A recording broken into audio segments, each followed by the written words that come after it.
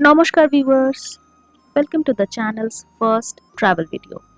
Our destination was Bhutan and we'll try to cover every details of our visit in the Bhutan travel series. So, let's get started with the first episode.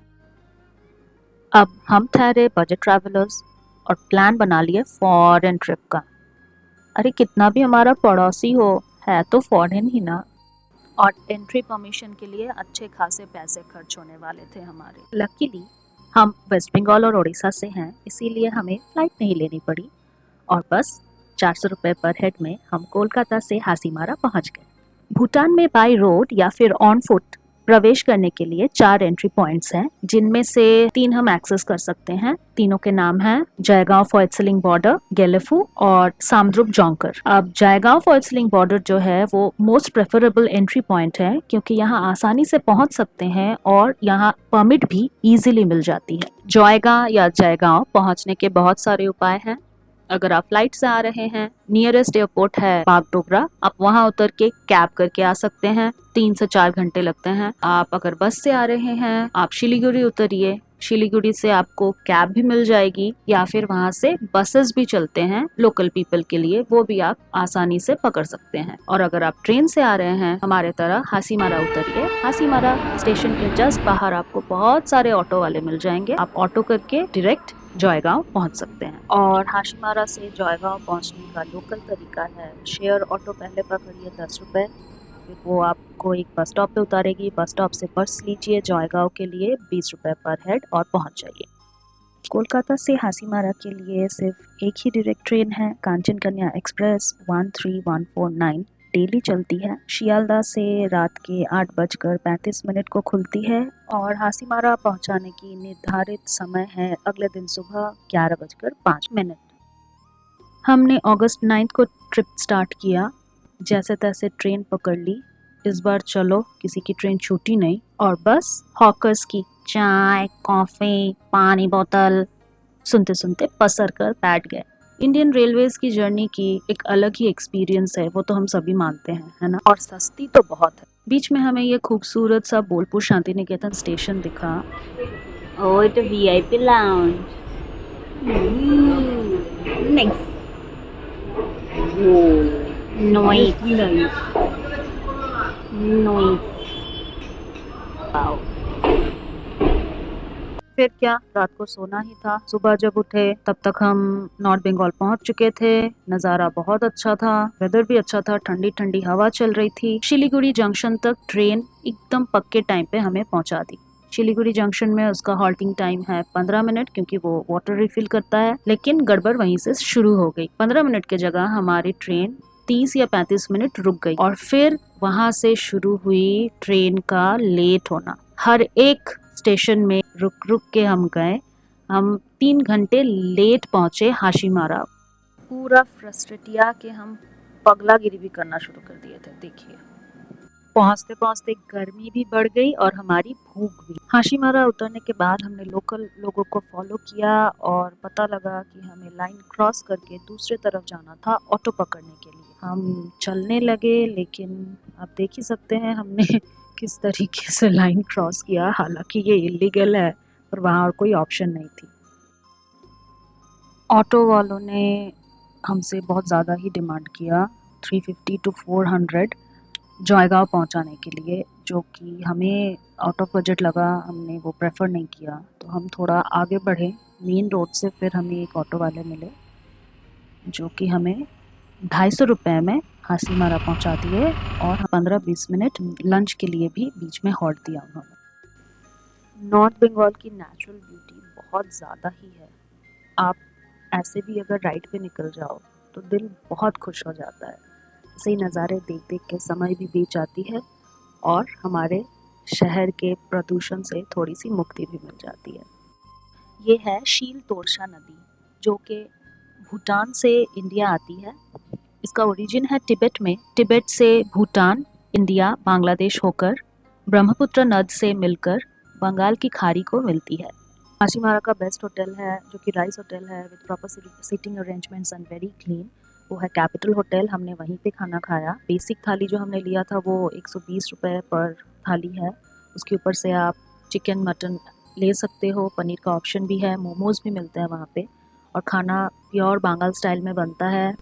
Bangal style मतलब Bangladeshi style जो है with whole spices. It is very good, very tasty और hygienic भी। So yeah you can go there. Spelling है CAPITOL, TAL नहीं। और description में मैंने गूगल मैप्स का लिंक भी डाल दिया है, आप देख सकते हो। भूटान अब और ज़्यादा दूर नहीं है। विभूतिभूषण बंदोपाध्याय का एक बुक है चांदेर पहाड़, ये वाली जगह हमें टोटल उसी की फीलिंग दे रही थी। ये रहा भूटान गेट, पर ये गाड़ियों के लिए है। इमिग्रेशन ऑफिस के लिए हमें रोड क्रॉस करके दूसरे तरफ जाना है, वो भी काफ़ी मशक्क़त के बाद। और आप जैसे देख सकते हो एक दीवार है, दिस इज़ द बॉर्डर, और बाकी लेफ्ट साइड में हमारी मार्केट्स हैं। आपको कुछ अलग नहीं लगेगा कि आप बॉर्डर एरिया में खड़े हैं, इंटरनेशनल बॉर्डर है, कुछ अलग नहीं, नॉर्मल सा मार्केट जैसा होता है वैसा ही। गेट नंबर 3 से एंट्री होती है आईडी कार्ड्स दिखाने के बाद। भूटान में Indian voter ID, passport allowed है और माइनर्स के लिए बर्थ सर्टिफिकेट। ये रहा गेट नंबर 3। ये रही इनकी ऑफिस, जहाँ पर हमें एंटर करते ही देनी पड़ी टोल टैक्स 10 रुपए प्रति इंसान की, जो कि भूटान एंटर करने वाले हर एक इंसान को देनी पड़ती है, चाहे आप भूटान के नागरिक ही क्यों ना हो। इनका इमिग्रेशन ऑफिस कितना खूबसूरत है देखिए, और बहुत साफ सुथरा। और यहीं पे हमारी बटर मैडम आगे आगे कमर मटकाते हुए चल दी। इमिग्रेशन ऑफिस में भूटनीज बैंक के एटीएम्स अवेलेबल है, लेकिन इंडियन करेंसी हर जगह चलती है, तो हमें करेंसी एक्सचेंज की ज़रूरत नहीं है। आप वहां पहुंचने के बाद 2 लाइनें हैं, एक है टूरिस्ट एंट्री, दूसरा है जनरल एंट्री।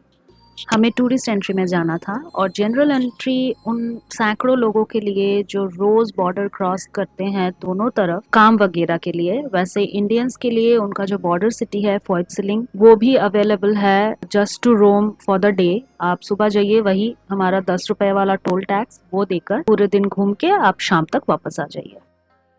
वहाँ टूरिस्ट के लिए गाइड मैंडेटरी है, इसीलिए घुसते ही हमसे पूछा गया, Do you have guide? Guide? Yes, but he is like on this side. अब तक तो आप समझ ही चुके हैं कि हम किसी एजेंसी के थ्रू नहीं गए थे, क्योंकि उसमें खर्च भी ज़्यादा होती है और आप अपने हिसाब से बहुत कुछ नहीं कर पाते हो। हमने अपना रिसर्च किया, मेहनत लगी थोड़ी सी, उसके बाद सारे अरेंजमेंट्स खुद से ही की। गाइड और कैब भी हमने पहले से ही बुक कर ली थी, जो कि हमारा सुबह 9 बजे से ही इमिग्रेशन ऑफिस के बाहर वेट कर रहे थे।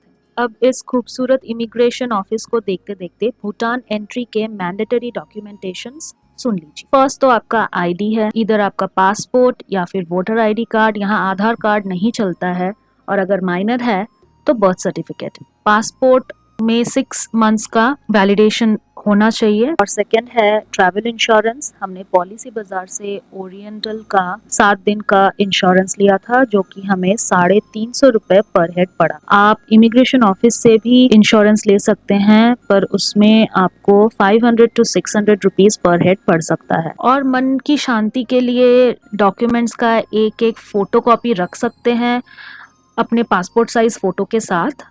पर यकीन मानिए, उन्हें हमारे शक्लों में कोई इंटरेस्ट नहीं है, वो खुद ही इतने खूबसूरत है। हम इंडियंस को फिर सस्टेनेबल डेवलपमेंट फी देनी पड़ती है, जो कि है 1200 रुपए पर हेड पर नाइट। और फाइनली एसडीएफ के पैसे भर के हमारे पासपोर्ट पे थप्पा लगा के हमारे इंडियन टाइम 4 बजे हम ऑफिशियली एंटर किए भूटान। ये थे हमारे कैब ड्राइवर, बहुत लंबे। और ये रहा immigration office, pedestrian terminal. Guide ने हमारा स्वागत एक एक मैंगो ड्रिंक से किया, और फिर हम निकल पड़े थिम्फू की ओर, जो कि फोइटसिलिंग से 147 किलोमीटर्स की दूरी पे है, और जिसे तय करने में लगभग 4 घंटे लग जाते हैं। Thimphu the kingdom of Bhutan का कैपिटल सिटी है। पहले वो पुनाखा था, फिर 1955 में वो शिफ्ट हो गया टू थिम्फू। तकरीबन 7 साढ़े 7 बजे हमने डिनर किया। रेस्टोरेंट का नाम था the dam view restaurant, and फिर से निकल पड़े फॉर थिम्फू। भूटानीज लोग अपने कल्चर को बहुत इम्पोर्टेंस देते हैं। आप देख सकते हैं स्कूल यूनिफॉर्म्स तक भी उनका ट्रेडिशनल वेयर ही है। इंडियन टाइमिंग रात के 10:30 हम अपने होटल पहुंचे। देख सकते हैं हमारे सारे लगेजेस वगैरह सब भीग चुके हैं, इतनी बारिश हो रही थी। थिम्फू में हम होटल शांति देवा में रुके थे। Pretty good hotel. ये क्लॉक टावर के बिल्कुल ही नज़दीक है। Clock tower centre of the city है और इसका नाम हमें मिला था टीसीबी के मेल आईडी पे मेल करने के बाद। तो टीसीबी भूटान का टूरिज्म बोर्ड है। हमारी क्वेरी थी कि टीसीबी अप्रूव स्टेज क्या क्या है, उसके लिस्ट हमने मेल किया। मेल के रिप्लाई में उन्होंने हमें होम स्टेज और होटल्स दोनों के लिस्ट भेज दिए थे। सब कुछ डिस्क्रिप्शन में है, you can have a look. तो चलिए आज एपिसोड 1 यहीं समाप्त करते हैं। दुनिया का एकमात्र कार्बन नेगेटिव देश घूमने का एक्सपीरियंस कैसा रहा जानने के लिए प्लीज़ नेक्स्ट एपिसोड देखिए। बाय, धन्यवाद।